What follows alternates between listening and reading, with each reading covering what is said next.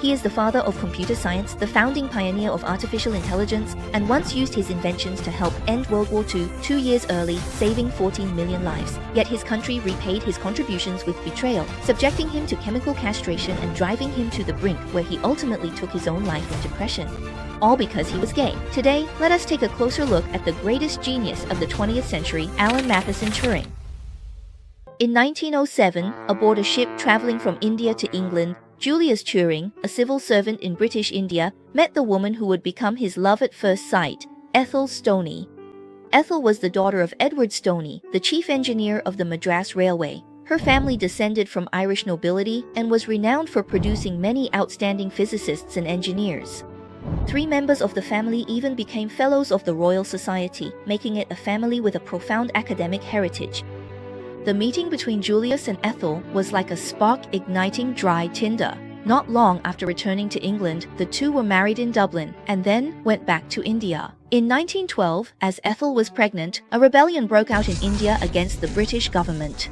Julius took his wife back to England once again, on June 23rd of the same year, in Paddington, London.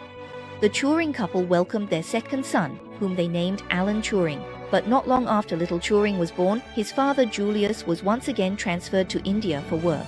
His mother Ethel, being a typical romantic at heart, went to India a year later to join her husband, leaving little Turing and his older brother John in the care of their retired army colonel friends, the Ward couple. The official reason given was concern that the hot and humid climate of India would affect the children's development. From then on, the couple frequently traveled between India and England. Of course, each time they returned to England, it was only for a brief stay. It wasn't until little Turing was 6 years old that his parents came back to England, and even then, after living there for just a year, they hurriedly left again. This perfectly embodied the saying that parents are true lovers and children are just an added bonus.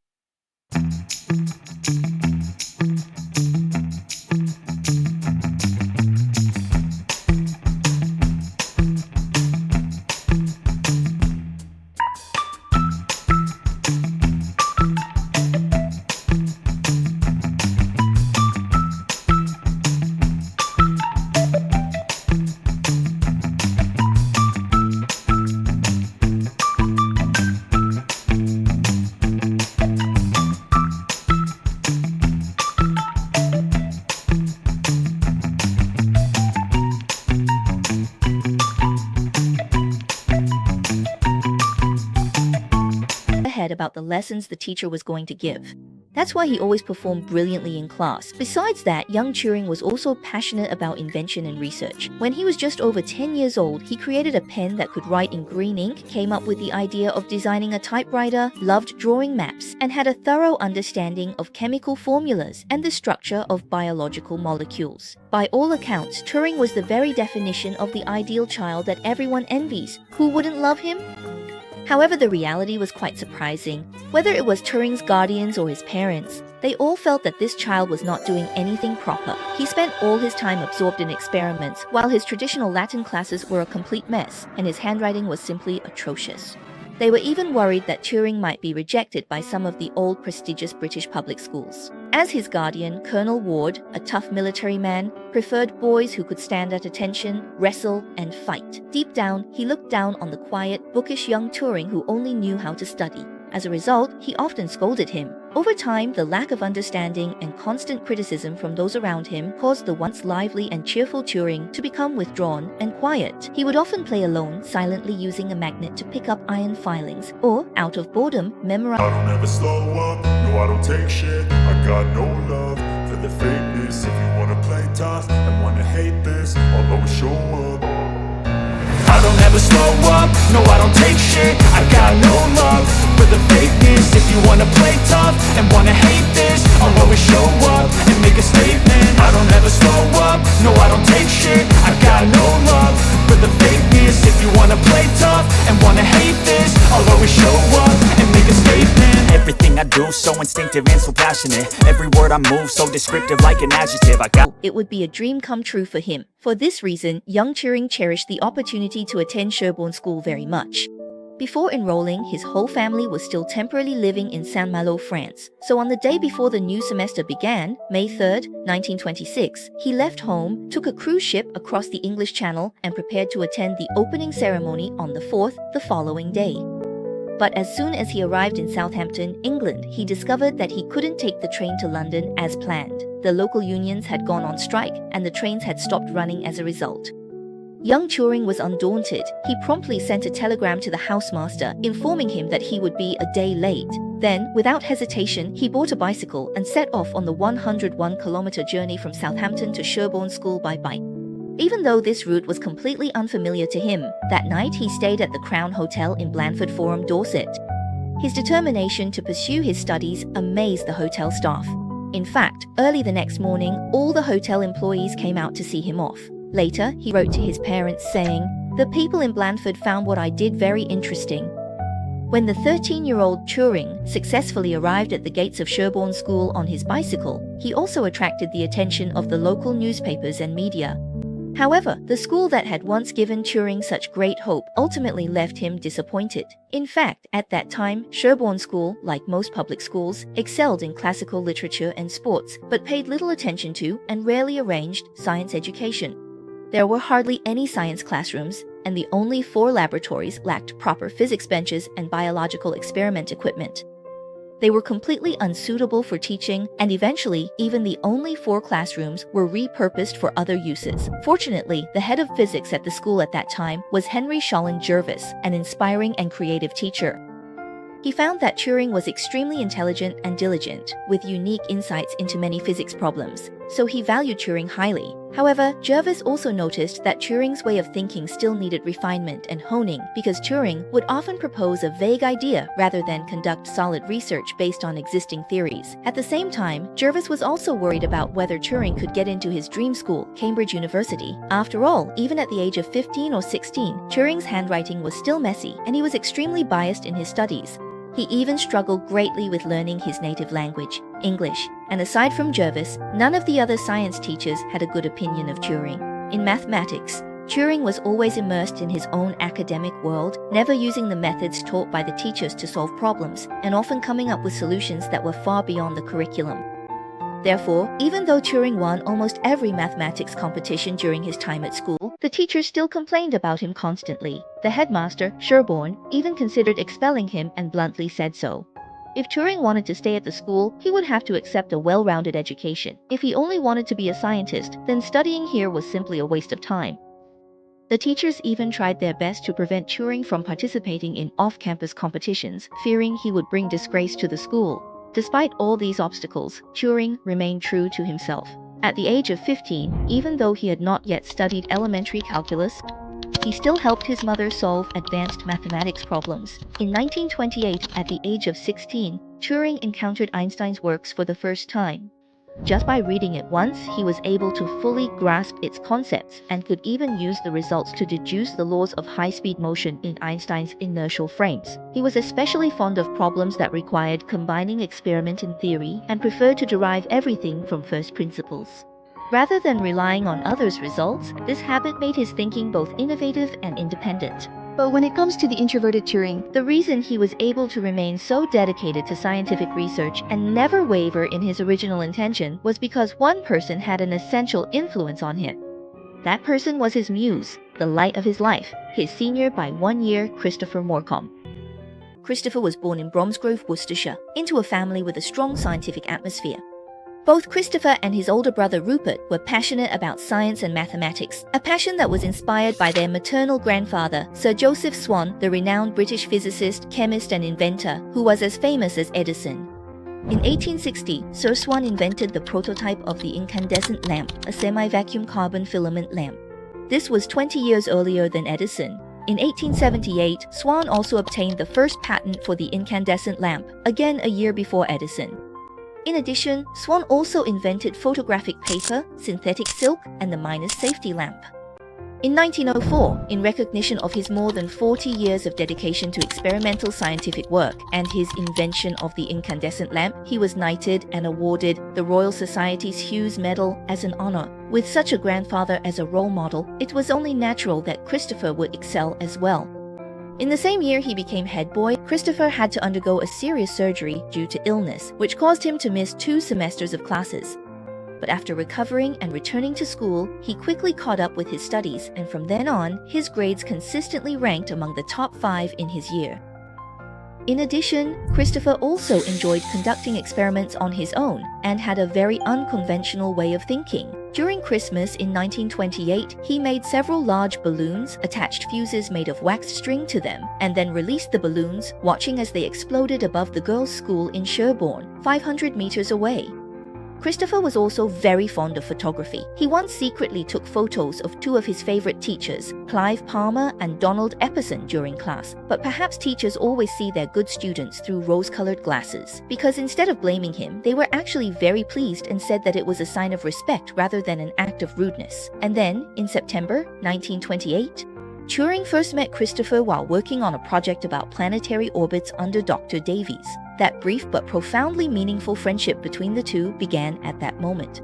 Unlike Turing, who was intelligent but introverted, awkward in his actions, and not good at socializing, Christopher's intelligence was full of confidence. Almost everyone who knew him thought he was humble, kind, and always willing to help others, with a constant smile on his face and a sunny, cheerful disposition. Christopher possessed everything that Turing lacked, yet, unexpectedly, they shared the same interests. Astronomy, logic, physics, the things they liked were so similar, their conversations so engaging, their minds so in sync. It was a rare and wonderful meeting of the minds. For Turing, finding such an intellectual equal was so exhilarating that he was almost instantly captivated. It was like the moon, destined to be drawn to the sun. Turing's nephew Dermot would later describe it this way. Christopher seemed to be Turing's spiritual anchor. He was someone who would never think it strange to study equations, astronomy, or sulfites. Their conversations ranged from analyzing iodized salt to the age of the stars. Any topic that could be discussed with Christopher, no matter how trivial, utterly fascinated Turing. It was also during this time that Turing first became aware of his own sexual orientation. He was in love with Christopher. This kind of love did not need to be expressed with flowers or letters. It only required the two of them standing side by side, wandering together through the realms of mathematics and the stars of the universe.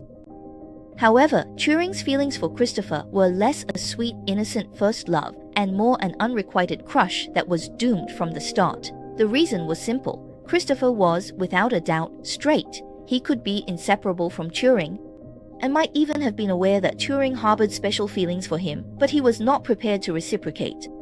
To Christopher, Turing was simply a great partner in academic studies. There was a sense of resonance between them, but nothing more. However, Turing never suffered because of his unrequited feelings. On the contrary, as long as he could be in the same room with Christopher, he was incredibly happy. You could say that, at this time, Christopher was like a god to Turing. So, in order to always be with his god as a partner or friend, Turing began studying English and Latin, subjects he wasn't particularly good at. He changed his previous habit of focusing only on certain subjects, hoping to get into the same university as Christopher. In December 1929, the two of them went to Trinity College, Cambridge for the entrance exam for the first time. Christopher made the cut, but Turing failed the exam. Unwilling to give up, Turing decided to try again the following year. He had to catch up with Christopher. However, fate seemed unwilling to favor Turing. 2 months later, on February 13, 1930, just 16 months after they met, Christopher died of bovine tuberculosis at the age of only 18. In fact, Christopher's death had long been foreshadowed. As a child, he contracted bovine tuberculosis from drinking contaminated milk and had been battling complications ever since, including a major surgery when he first entered Sherborne School. On February 6th, just before graduation, Sherborne held a concert which both Christopher and Turing attended. At that happy moment, Turing could never have imagined that it would be the last time he would see Christopher. That night, Christopher's tuberculous peritonitis relapsed. The next day, he was transferred to Yetman Hospital in Sherborne for observation. On the 9th, due to the severity of his illness, he was transferred to London, where he underwent 2 surgeries for intestinal obstruction. Unfortunately, complications arose after the operations. In the end, he died at noon on February 13, 1930, in a nursing home at 19 Manchester Street, London. What could classmates hope for in disturbing others? He is gone. The chance to meet again is even more remote. The tragedy came far too quickly and completely crushed him. Turing lost his only support, and his world collapsed in an instant. Perhaps in order to give himself a reason to go on living, Turing in his grief seemed to make a firm decision. He wanted to find out whether the body and the mind are truly one, or if they exist independently. Is the human body merely a machine designed to contain the soul? If the body that carries the soul disappears, will the soul seek out a new body as its vessel? If the soul can be found, will memories be preserved? Can intelligence continue to exist? Is there a fixed pattern to love and death? That's right. Turing was about to do something truly astonishing. He wanted to use science to prove the existence of the soul, because that might be the only thing his beloved has left in this world. Just like in the letter he wrote to Christopher's mother, where he said he believed that a part of Christopher, his mind, his spark, must still exist somewhere in the universe. To put it more plainly, Turing believed that certain aspects of human thought processes, such as logical reasoning and mathematical calculation, can be reduced to computation. And computation itself is mechanical. It follows clear rules, is repeatable and unambiguous. This suggests that some layers of human cognition have the potential to be mechanized. Going even further, the very core of human thinking, the brain, is essentially an intelligent machine. Its analytical process can be modeled and predicted using mathematical logic, which is precisely the prototype of modern computer science. It's hard to imagine that sadness could inspire Turing to develop such a groundbreaking theory, one so far ahead of its time that it left an indelible mark on all of human society. It was only within the past century that we, as self-proclaimed higher beings, truly achieved technological awakening because of it. After that, Turing always kept Christopher's photo by his bedside within arm's reach. He was convinced that he would never find another companion as talented, charming, and unassuming as Christopher anywhere else. He was fully aware that he had to continue his research as diligently as he did when Christopher was alive, because that was what Christopher would have wanted him to do. And Turing truly did so. A few months later, to commemorate their son, Christopher's parents established an annual science prize at Sherborne School, the Christopher Morcom Prize.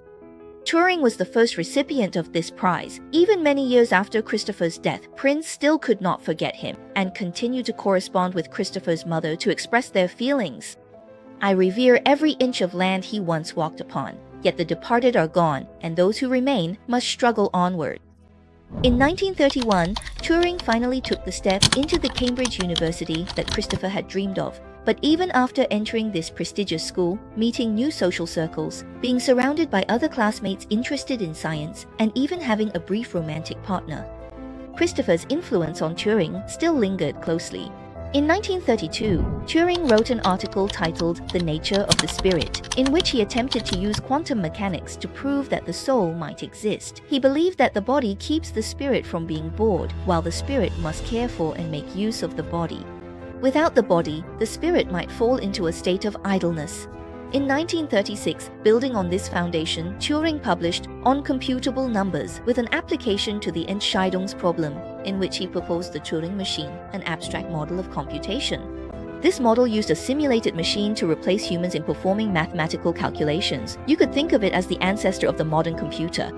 Because of this, Turing is known as the father of computer science. The foundation of the Turing machine is an infinitely long tape, which is divided into small squares. Each square can contain a symbol from a finite alphabet used to store input data, intermediate results, and output results. The right end of the tape can extend infinitely, and the read-write head can move left or right along the tape, reading the symbol in the current square and, according to rules, changing the symbol in that square. After the machine acts, it performs calculations according to control rules, changing its state based on the current state and the transition function determined by the symbol read by the read-write head, and modifies the symbol in the reference square. And it moves the read-write head. In September of the same year, Wu Lin moved to Princeton, New Jersey, USA, because in the 1930s, compared to conservative Britain, the United States was more active in research in mathematics and logic, especially at Princeton University. It had gathered almost all of the world's top mathematicians and logicians at the time, such as Alonzo Church, and Church had previously solved the same decision problem using lambda calculus.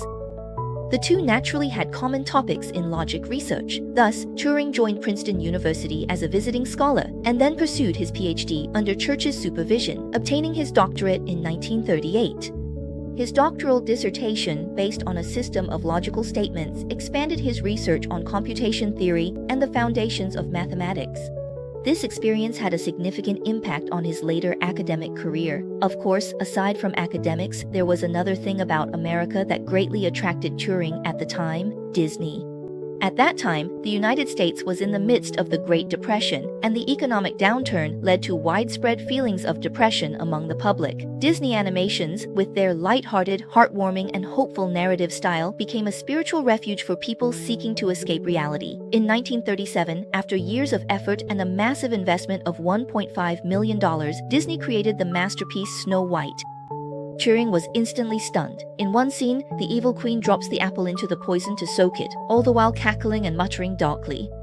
When the apple entered the poison, the sleeping god of death seeped in. This scene bewitched Turing, and he muttered about it for a long time. In 1938, Turing finally returned to his long-lost homeland and received an invitation to become a research fellow at King's College, Cambridge. If everything had gone smoothly, he might have spent his whole life as a pure scholar at Cambridge. However, all of this was shattered a year later. In the early hours of September 1, 1939, Germany assembled 58 divisions and launched a blitzkrieg against Poland, officially igniting the Second World War. June 6, 1944, was one of the most pivotal turning points in human destiny. 156,000 soldiers landed in Normandy, marking the official reversal of the largest war in human history. The Nazis were about to face a fatal blow. At that moment, the German army could never have imagined that behind this battle, one person played an extraordinary role. That person is the protagonist of our story today, Turing. Because World War II, rather than being a contest of military might between the Allies and the Axis powers, was more of a battle of intelligence and intellect behind the scenes. As we all know, no matter how glorious Britain's history may have been, geographically, it is a resource-poor island nation, heavily dependent on supplies from continental Europe and the Americas. During wartime, this need only grew more urgent by the day. The Allied commanders were constantly striving to keep the North Atlantic supply routes running smoothly. However, the Germans were not about to let them have their way. Germany devised a ruthless island blockade plan, with U-boats appearing and disappearing like ghosts. They continuously sank British supply ships, leaving the Royal Navy, which was originally superior to Germany, in a position where it was powerless to fight back. At that time, almost all of Britain was plunged into a food crisis.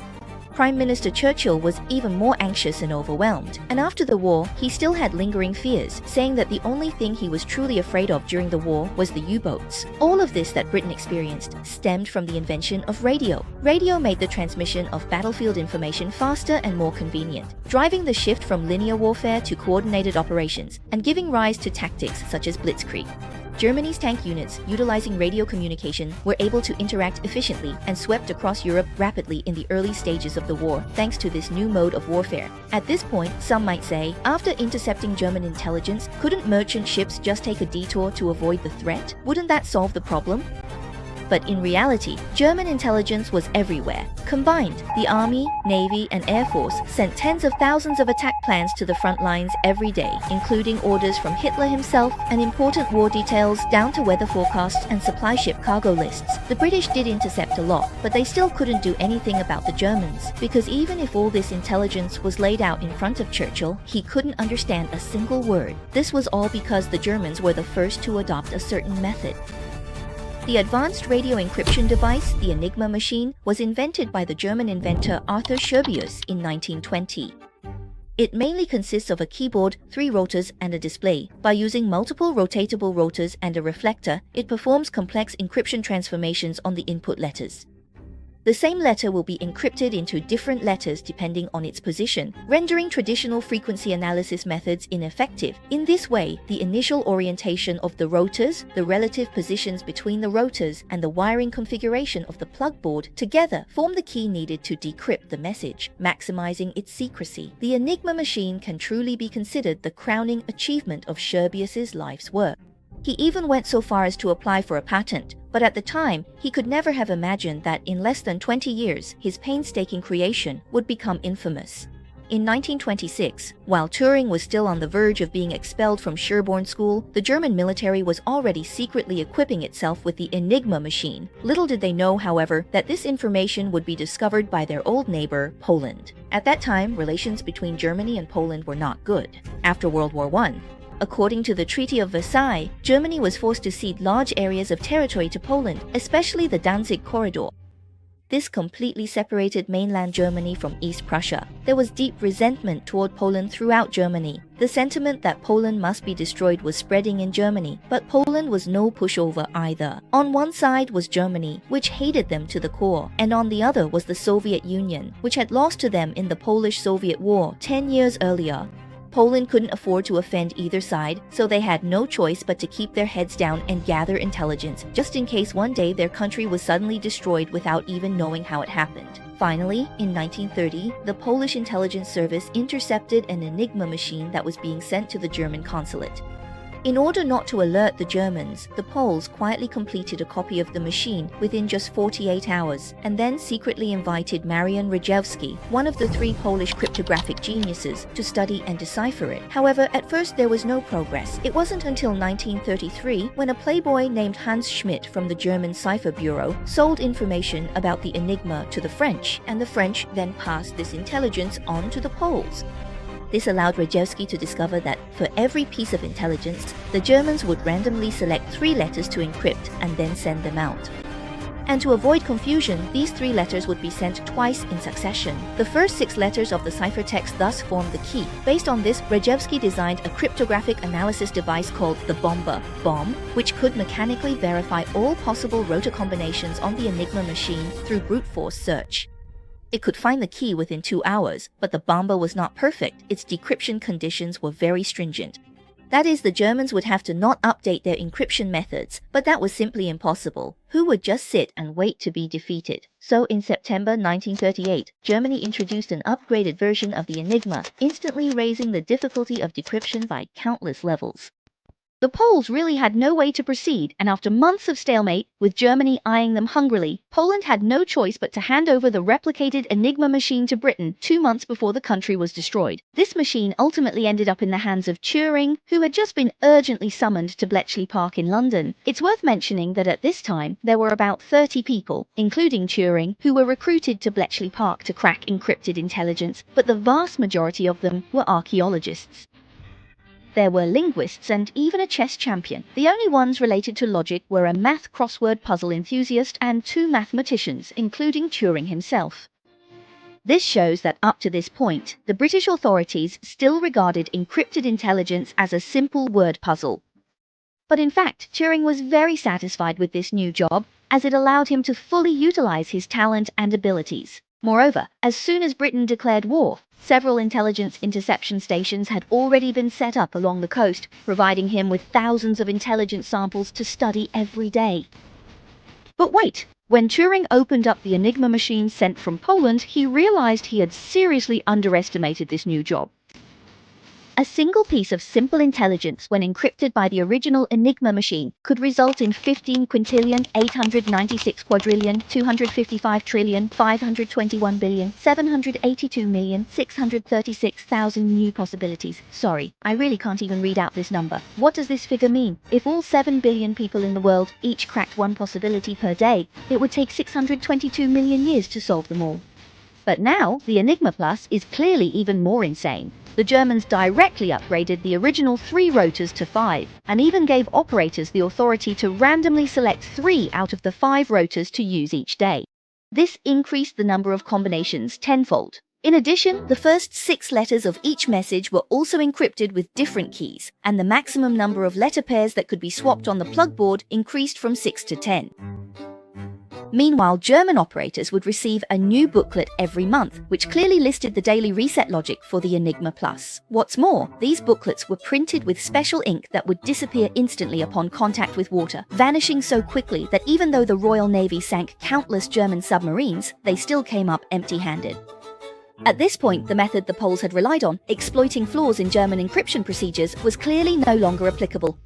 What Turing needed was a more direct and thorough solution that struck at the very core logic of this encryption system.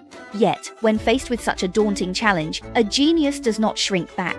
Instead, he becomes even more excited. And so, at Bletchley Park, people often saw a peculiar figure speeding by on a bicycle, wearing a gas mask on his face. That was Turing himself, who suffered from hay fever. Even so, Turing still had to clock in at the office every day to work on deciphering codes. Turing firmly believed that no matter how sophisticated a logic system was, there would always be a flaw. Finally, after days and nights of relentless effort, Turing discovered the only weakness in the Enigma machine's encryption logic. When you input a random letter, say X, into the Enigma machine, it could be encrypted into any of the 26 letters, such as A, B, or C, but it could never remain as X. Otherwise, it wouldn't count as encryption. That's right, a letter can be encrypted into any letter except itself, and this is the only flaw in the Enigma cipher. In other words, Turing could completely use a process of elimination to improve upon the Polish bomb, allowing it to arrive at the correct answer even faster. Now, everything is ready except for one last thing. Turing just needs a set phrase from German intelligence reports to verify this. So, what exactly is this crucial set phrase? Heil Hitler. You heard that right. The Germans would write these 5 words, Heil Hitler, at the end of every encrypted message as a formal sign-off. It was this seemingly minor bureaucratic mistake that ultimately led to the downfall of their empire. After confirming his theory, Turing naturally used magic to defeat magic and machines to defeat machines. Turing rapidly improved upon the Polish bomb decryption machine, and by 1943, the new bomb was able to crack 84,000 pieces of intelligence every month. On average, that's 2 messages per minute. At this point, the Germans still had no idea that their top-secret submarine communications sent from headquarters were appearing on the desk of the British Naval Command in Liverpool in less than 15 minutes.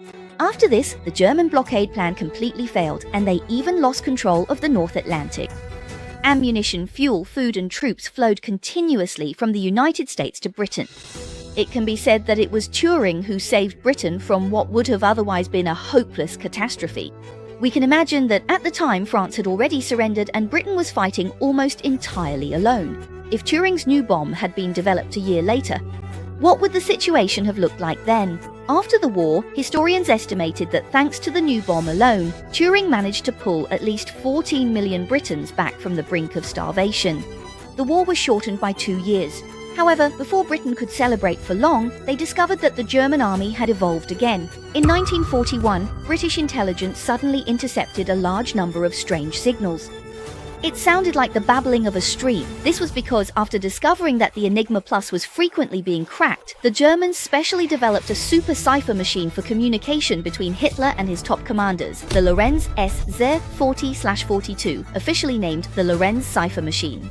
It was invented by the German company C. Lorenz AG in Berlin. The working principle of the Lorenz machine was even more advanced than that of the Enigma, requiring it to work in conjunction with a teleprinter. The teleprinter would convert each letter or character entered on the keyboard into a 5-bit teleprinter code. For example, the letter A would be converted to 11000 and B to 10011. Inside, there were 12 different wheels, and these wheels would generate letters known as keys.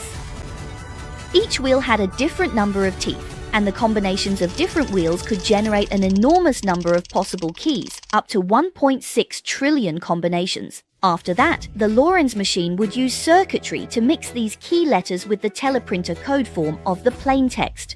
This mixing process was similar to the exclusive or operation used in modern computers.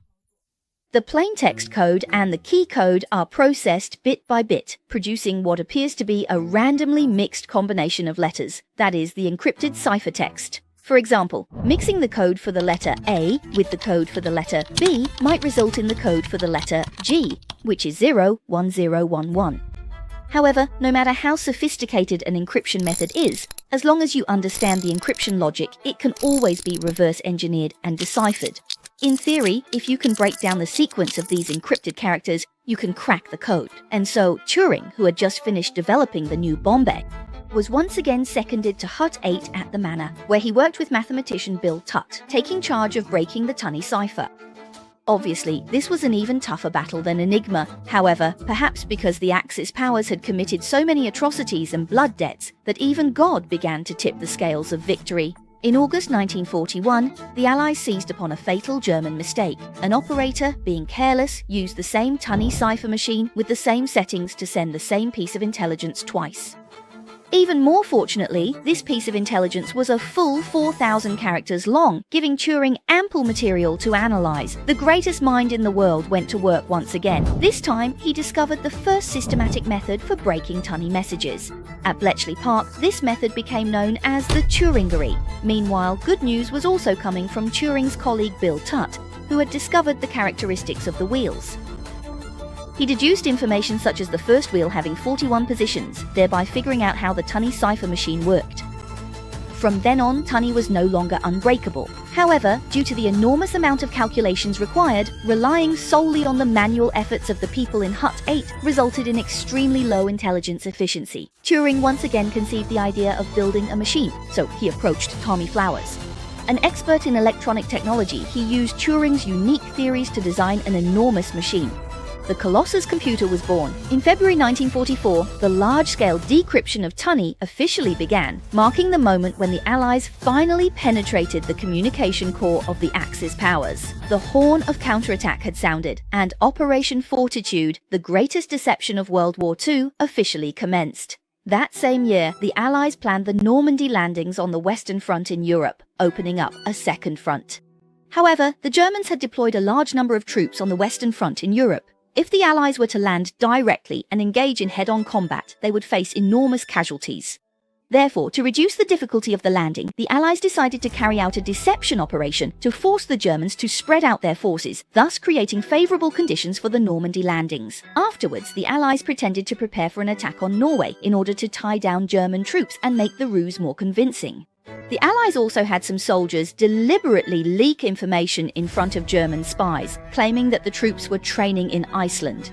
To further convince the Germans that the Allies would land in the Calais area, the Allies set up numerous fake military camps, tanks, planes and landing craft in the Dover region of southwestern England. At the same time, they forged diplomatic intelligence so that neutral countries would pass on the message to Germany that the Allies would land at Calais.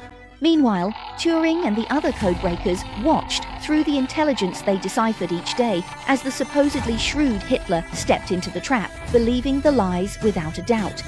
They saw him order 464,000 German soldiers to remain in Norway and hold their positions. He kept 15 divisions at home, not moving them at all. In the end, intelligence triumphed over brute force. It can be said that Turing deserved to stand alongside Churchill, Eisenhower, and other key wartime figures. He was a major contributor to the victory in the war.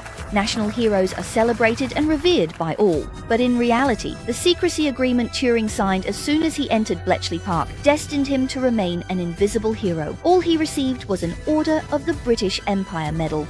No one knew about his intellectual contributions, not even his landlord, and some even insulted him as a coward dodging military service. Moreover, the British authorities were unwilling to reveal Turing's existence to the public. The reason was simple. World War II had just ended, and the Cold War was already taking shape. The Soviet Union had obtained a series of German intelligence tools and changed the language, which also meant that there might be even more intelligence waiting for Turing to decipher in the future. However, Turing himself didn't care about any of this, because within the small circle of those in the know, he had already achieved fame and success. In 1946, the UK's National Physical Laboratory even commissioned him to help build the world's first computer. Unfortunately, due to funding issues, they ultimately only built a miniature version called the Pilot Ace. Almost at the same time, Turing's father passed away. According to the will, Turing was to inherit the majority of the estate, but he refused and split the money equally with his brother John. In August 1947, Turing participated in the Amateur Athletic Association Championships held at the Loughborough College Stadium in Leicestershire and completed the marathon with a time of 2 hours, 46 minutes and 3 seconds. This record nearly earned him a spot in the first post-war Olympic Games. In 1948, he was appointed director of the Manchester Computing Laboratory, and in 1950 he published the paper Computing Machinery and Intelligence. Its core concept is still used today, namely the famous Turing test. The Turing test is one of the most influential concepts in computer science and artificial intelligence. Its main purpose is to determine whether a machine possesses intelligence. The testing method is also quite simple. A machine, a human, and an interrogator are placed in 3 separate rooms. The interrogator types questions about emotions, logic, common sense, and so on, using a keyboard, and waits for responses from both the human and the machine. If, after a period of time, the interrogator cannot accurately tell them apart, which one is the machine and which one is the human, and the machine is mistaken for a human more than 30% of the time, then the machine is considered to have passed the Turing test and demonstrated intelligence comparable to that of a human. It is worth mentioning that it took humanity more than half a century to finally enable artificial intelligence to pass the Turing test. In 2014, a Russian team developed the chatbot Eugene Goostman, who claimed to be a 13-year-old Ukrainian boy. During the test, 33% of the judges were fooled, making it the first program to pass the Turing test. It can be said that up to this point, Turing's life was on an upward trajectory. He was highly respected in his field, quite famous as a mathematician, and had long since emerged from the shadow of losing Christopher. The smoothness of his life even made him consider marrying a like-minded woman. In 1941, he proposed to his colleague and intellectual companion from Hut 8, Joan Clark, because this girl was always decisive and efficient, almost like a boy. Joan had long known about Turing's sexual orientation, but she still gladly accepted his proposal. However, in the end, after a few rather awkward physical encounters, Turing decided to call off the engagement. So, why do we say that Turing's life was a tragedy? Because disaster was about to strike. One of Britain's greatest heroes of World War II was actually chemically castrated by the British authorities, and the reason is even more unbelievable: homosexuality. Just a few weeks before Christmas in 1951, Turing happened to meet a homeless man named Arnold Murray outside a cinema while shopping in Manchester. This young man, only 19 years old, was handsome and came from a working-class background, but had recently been troubled by unemployment. He was wandering the streets, worried about where his next meal would come from, but he soon no longer had to worry about making a living, because the greatest genius of the 20th century, Turing, fell in love with him at first sight. After a week of dating, Turing brought Murray home to spend the night, and just like that, they started living together. Of course, at first everything was sweet as honey, and Murray acted like a gentleman. But it didn't take long before his true nature showed. Every few days, he would complain to Turing about being broke. As a side note, Turing actually wasn't very wealthy at this time. During World War II, fearing a German invasion, he converted half his assets into 2 90-kilogram silver bars and buried them in the woods near Bletchley Park. But after the war, he couldn't retrieve them because he was unable to crack the code he had set for himself to remember the location. But even so, Turing was still willing to help Maury. Unexpectedly, Maury actually refused his offer. Yet, right after Maury turned him down, the very next morning, Turing discovered that several large bills were missing from his wallet. Puzzled, Turing confronted Maury about it. But Maury insisted it wasn't him. This lie was really not very convincing, but Turing still chose to forgive him out of love. But after that, the same thing happened almost every few days. Maury denied it every time, making him a classic example of someone shamelessly living off another. Fortunately, at this time, Turing's income was still relatively stable, so life muddled along like this. Until 20 days later, on January 23rd, when Turing came home from work and found his house had been completely ransacked and Maury had vanished without a trace. This time, Turing finally saw things clearly. He couldn't take it anymore and decisively called the police. But around February 2nd, Maury actually came back, standing at Turing's door shouting that he was innocent, and even claimed he knew who the thief was. It was a friend of his named Harry. Hearing Maury say this, Turing, for all his intelligence, still had just a hint of being blinded by love. Once again, he chose to trust his lover and took Maury to the police station, hoping to clear Maury's name. However, this seemingly insignificant decision ended up ruining him. Because compared to the all-too-common theft, the police were much more interested in sex crimes that could destroy a person's reputation. Especially for someone like Turing, who belonged to a minority group. On that very day, Turing was arrested and charged with gross indecency for having relations with another man. This lifelong war hero, who had always naively lived within the academic world, never realized that anyone would care so much about his sexual orientation. But in reality, police entrapment of gay men was common in the 1950s. This was because British law had always had explicit regulations on the matter. Since 1533, under the influence of religion, King Henry VIII had criminalized sexual acts between men. This law, which imposed the death penalty, lasted for more than 300 years.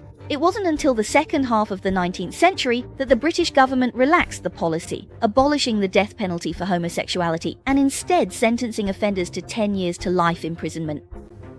The famous bisexual writer Oscar Wilde, for example, was unable to escape society's condemnation for his homosexual behavior. After his relationship with a male aristocrat was discovered, he was sentenced to 2 years in prison. As a result, homosexuality in Britain was long regarded as an extremely immoral and disgraceful crime.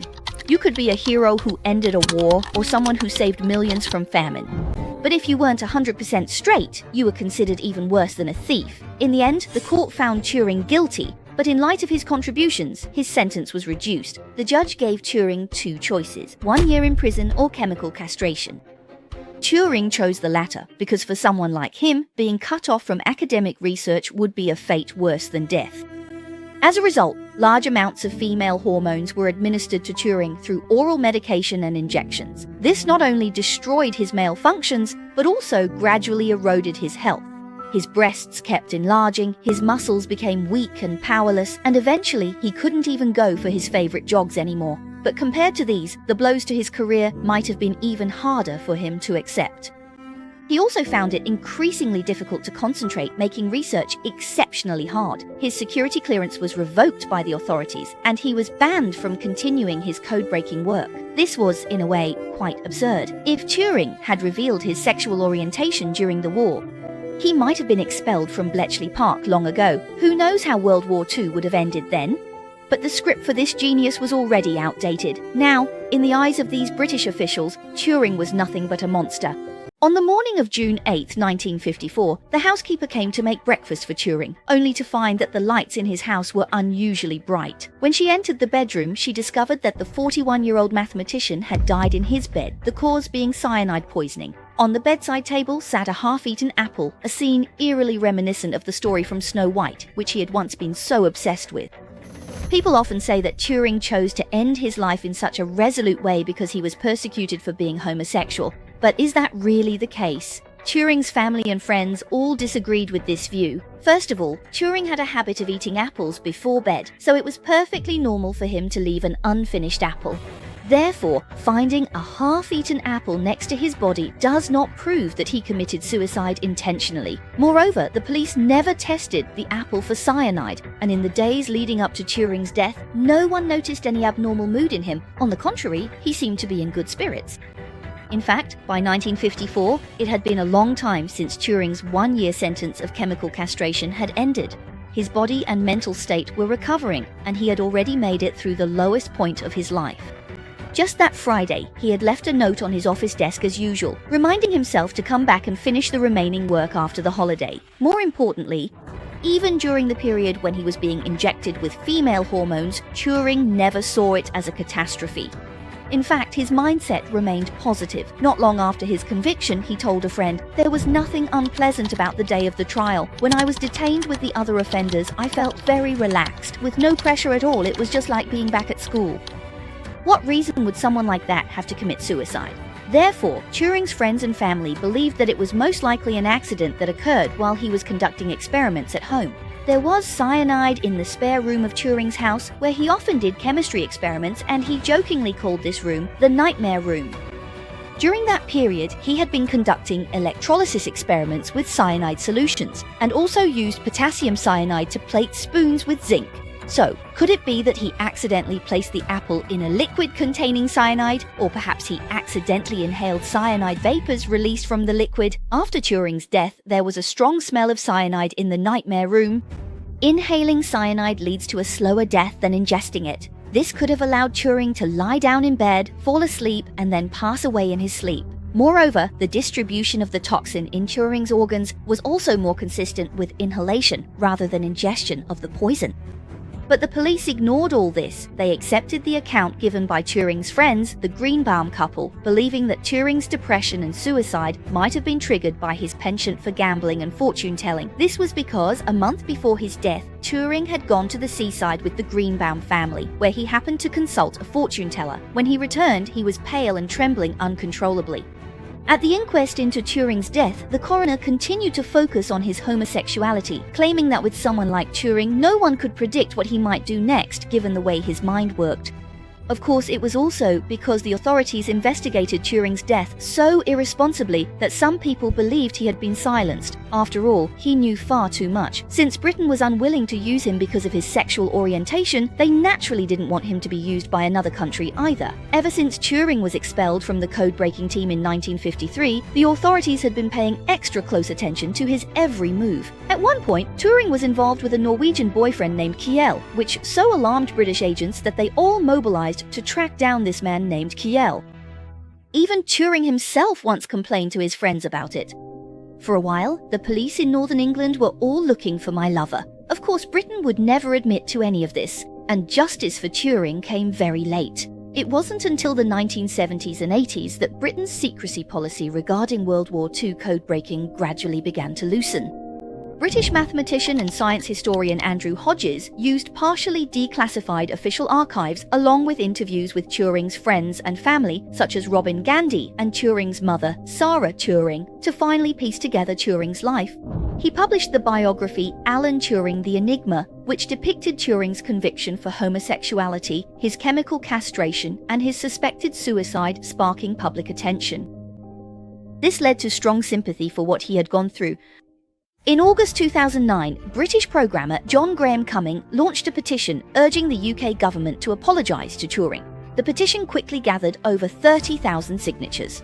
On September 10th of the same year, then Prime Minister Gordon Brown finally issued a statement on behalf of the British government, apologising to Turing for his prosecution for homosexuality. "We cannot turn back the clock, but the way Turing was treated was completely unfair.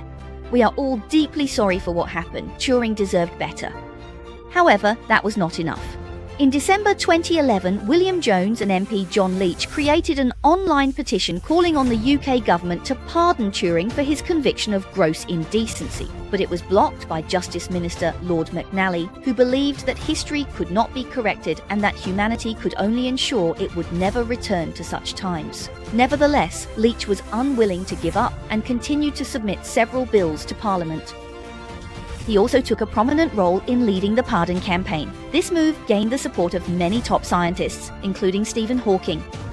Finally, on December 24, 2013, Queen Elizabeth II of the United Kingdom signed a pardon for Turing's conviction of gross indecency, which took immediate effect. In September 2016, the UK government announced that this retrospective pardon would be extended to others who had been convicted of similar offences. This is known as the famous Alan Turing law, which applies to men convicted of gross indecency. 70 years after saving millions, the hero once again extended a helping hand to those who shared his fate.